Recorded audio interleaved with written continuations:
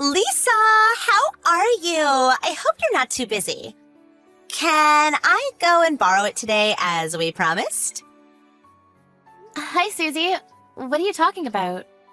You can't have forgotten already. You're not that old. I guess it slipped your mind. You promised me that I could borrow your car for a couple of days. Remember? You shouldn't forget promises like that. It's not very polite, you know. No, I haven't promised anything like that. I never once said that it was okay.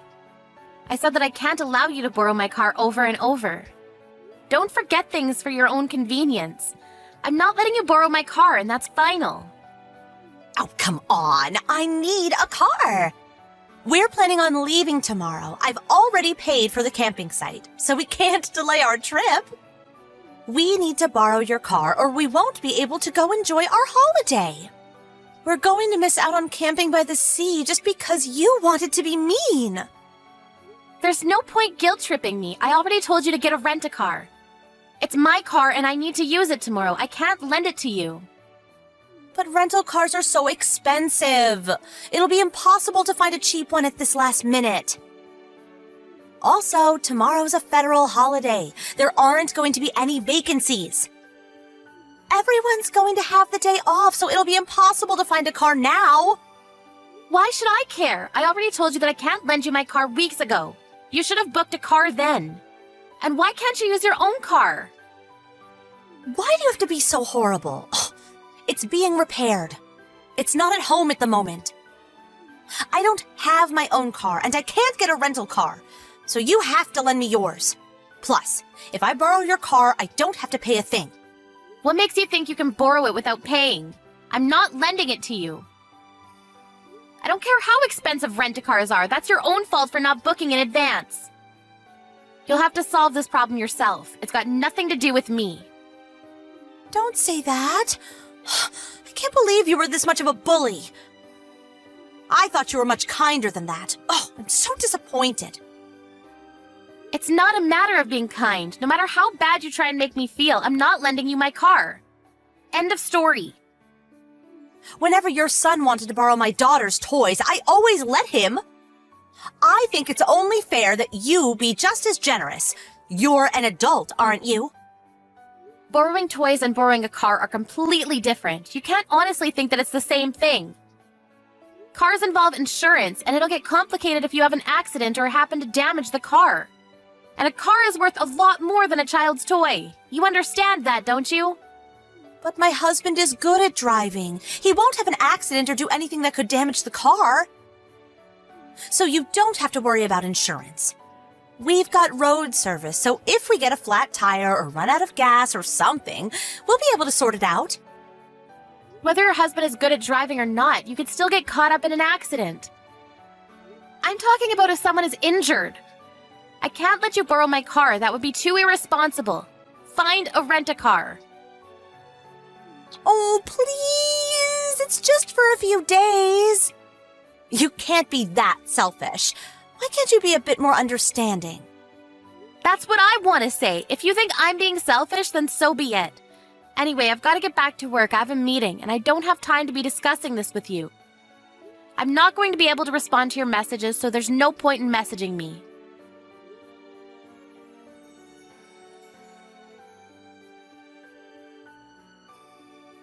Susie, pick up the phone! What do you think you're doing? What did you do with my car?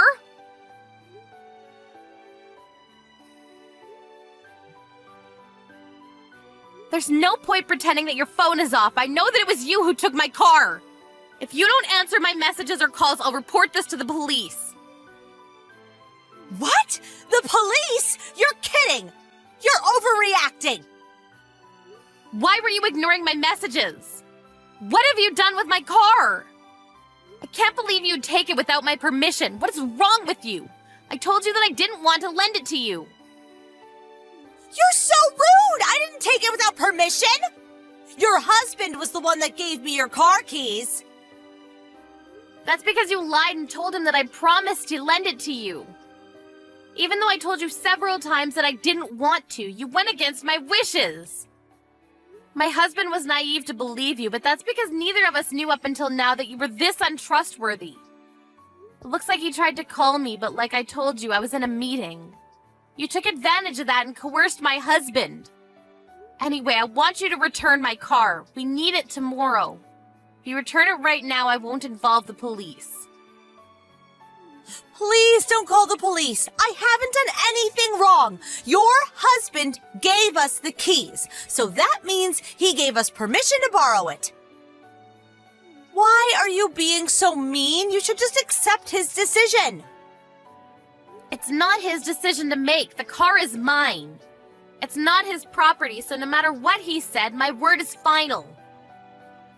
Plus, he only gave you the keys because you convinced him that I had said yes, but had forgotten to mention it to him. It's not his car?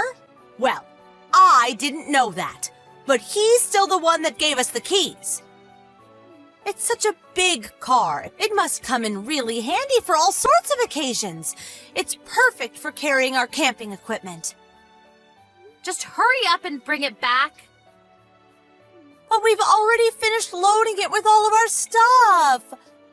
It's a plan to take everything out again, so we'll return it after we've come back from our trip. That's good enough, isn't it? Good enough? Not nearly. There's nothing good about this situation. I need my car so that we can visit my parents for the holidays tomorrow. How am I supposed to get there without a car? I don't know. Why don't you get a rent-a-car? If you can buy a big car like this, I'm sure you can afford it. You're joking, right? You're telling me to get a rent-a-car? Why should I be the one getting a rent-a-car when I've got a perfectly good car of my own? A car that you've stolen from me. You should be the one paying for a rent-a-car if yours isn't available. Be an adult and give me back my car. But it took so much time getting all of our stuff in the car. It'll take ages to get it all off again. It'll just be a waste of time if we do that. And I don't want to do anything that bothersome. If you have a problem with me borrowing your car, you should talk to your husband. I didn't steal the keys. He handed them to me. We only borrowed the car because he said we could. It's not our fault you didn't talk to your husband about not letting us borrow your car. Our kids get along really well, so you don't want to ruin their friendship with something so trivial, do you? If they knew what you were saying, they would be really disappointed. I'm sure your son would be happy to let us borrow the car for a day or two. Right now, Sam's opinion and my husband's opinion don't matter. That's my car you've taken. I'm going to pick it up, so please unload your things and have it ready for me to take home. I'll have to take a taxi to go to your place, so expect a bill in the mail.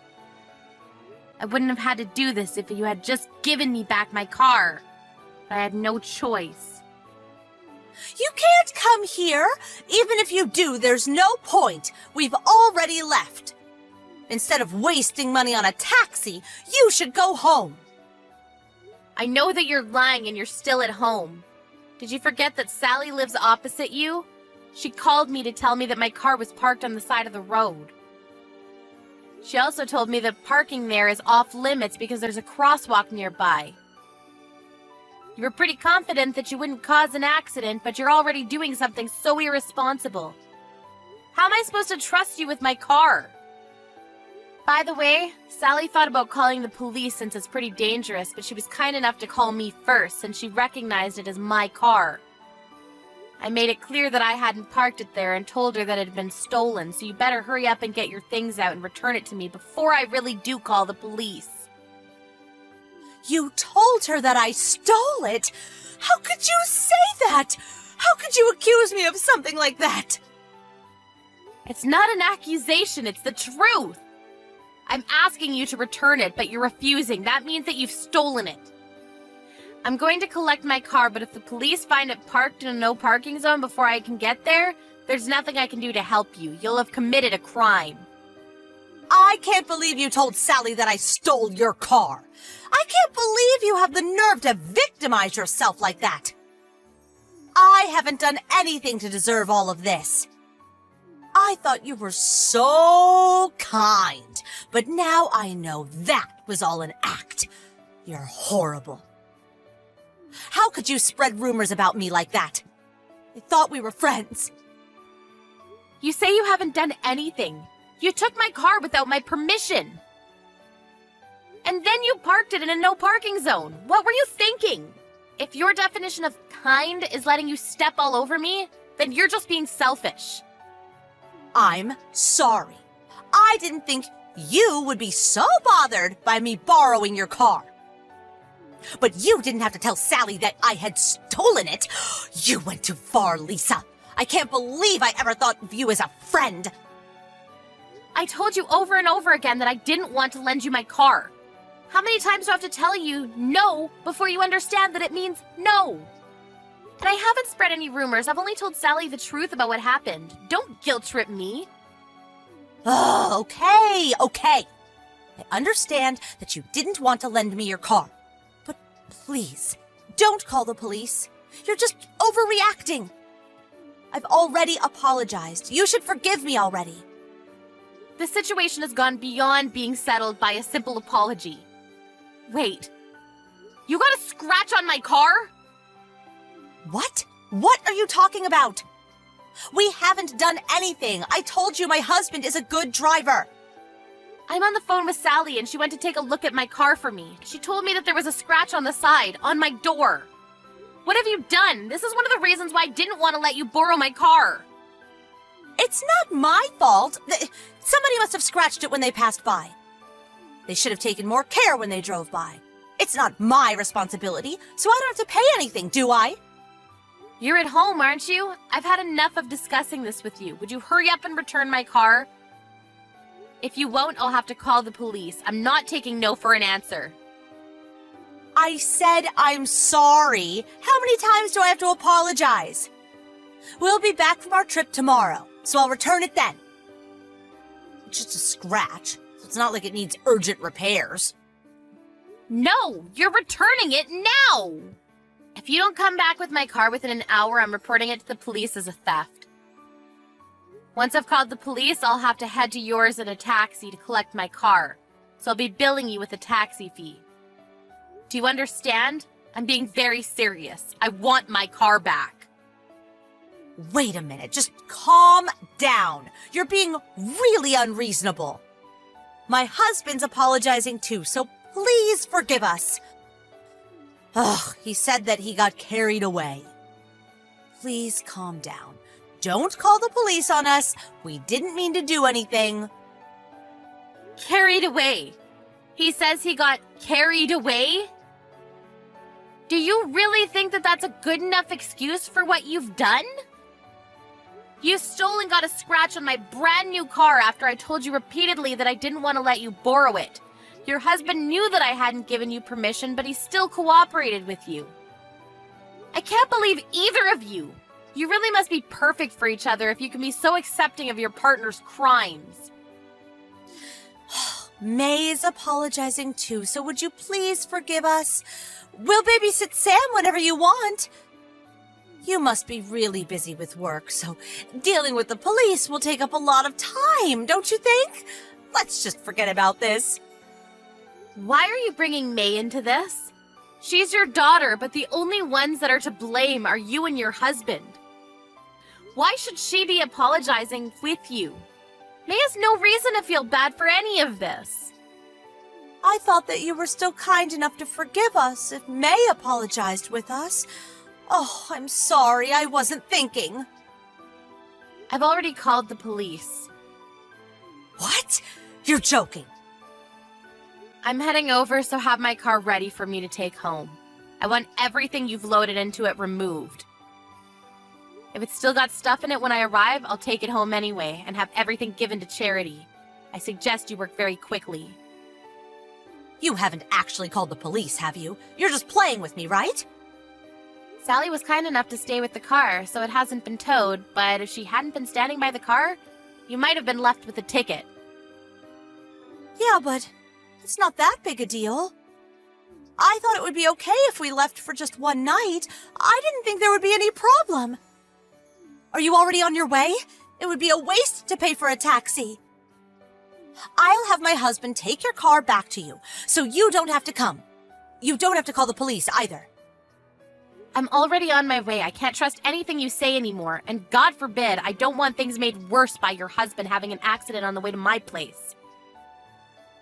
I'll need to have someone take a look at the scratch on the side, so I'll be taking my car straight into the local repair shop myself.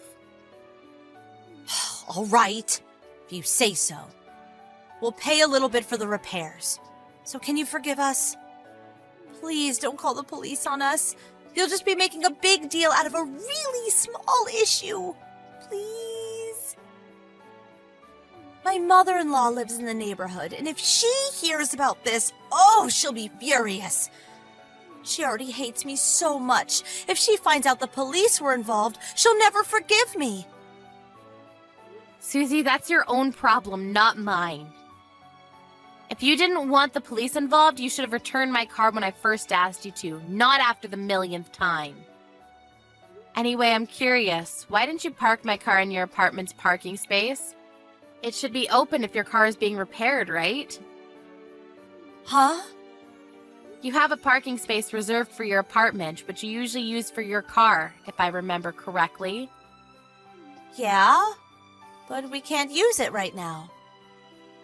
Because your car is still parked there. It's not being repaired, is it? No, my car's out for repairs. I just can't use the parking space right now. You want to use my car because it was big and convenient for carrying camping items, right?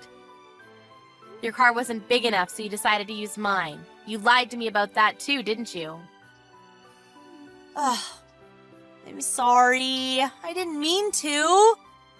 I didn't know how to explain. I thought you wouldn't let me borrow your car if you knew that mine was still usable. Ugh, I missed the chance to tell you the truth. You didn't mean to? You clearly thought that the best way to get me to lend you my car was to deceive me. You can't pretend that you didn't lie on purpose. You say you missed the chance to tell me, but I don't think you ever planned to tell me the truth. And you wonder why I can't trust you with my car? I'm really sorry.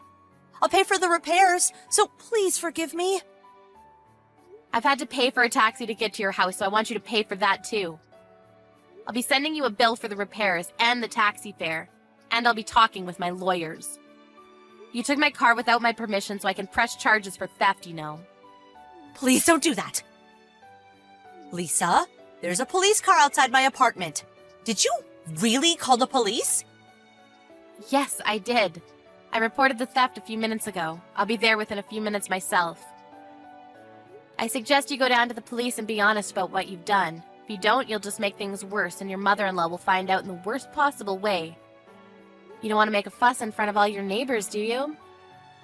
How ironic. If you had just accepted that I didn't want to lend you my car and booked a rent-a-car, you might have saved a few more dollars, and you would have been able to avoid such an embarrassing situation.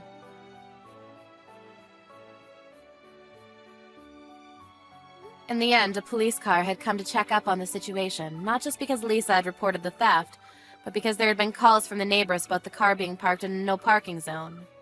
Many neighbors had come out to see what was going on and were gossiping about the appearance of a police car and about Susie's grand theft auto. Susie and her husband were given a warning by the police officer, and the scratch turned out to be the doing of one of the neighbor's children, but Susie's husband had to take full responsibility since he was the one that parked the car there.